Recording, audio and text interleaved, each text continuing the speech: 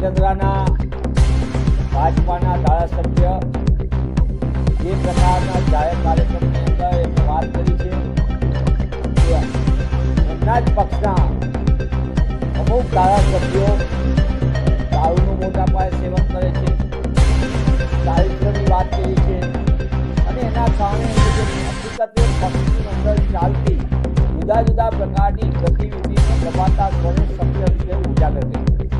આની પહેલા ભરૂચના વરિષ્ઠ સાંસદ ભાજપાના પૂર્વ કેન્દ્રીય મંત્રી તેમણે પણ કીધું કે ભાજપામાં મોટા પાયે લૂંટનો કારોબાર ચાલે, તોડફાડ ચાલે છે. ગઈકાલે ઉત્તર પ્રદેશના રાજ્યપાલ ગુજરાતના પૂર્વ મુખ્યમંત્રી આનંદીબેને પણ આ વાત કીધી કે ગુજરાતમાં દારૂબંધી હટાવીને પૂરી કરવા ઉપરની એક ગતિવિધિ ચાલે છે, એ વ્યાજબી છે.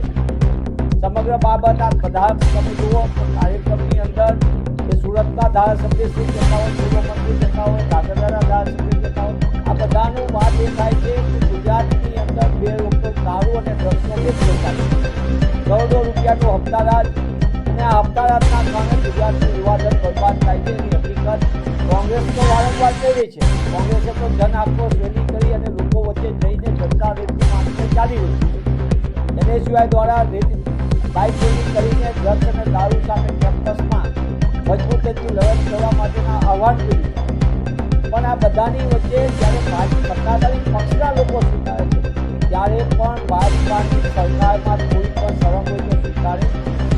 ગુજરાત અને ગુજરાતીઓ લૂંટાઈ ગયા છે અને ગુજરાતનું યુવાધન બરબાદી તરફ થાય, પસારની આંખમાં ધકેલાય તે લાંબા સમયથી ચાલી રહ્યું કોઈ પણ સંજોગોમાં વ્યાજબી નથી.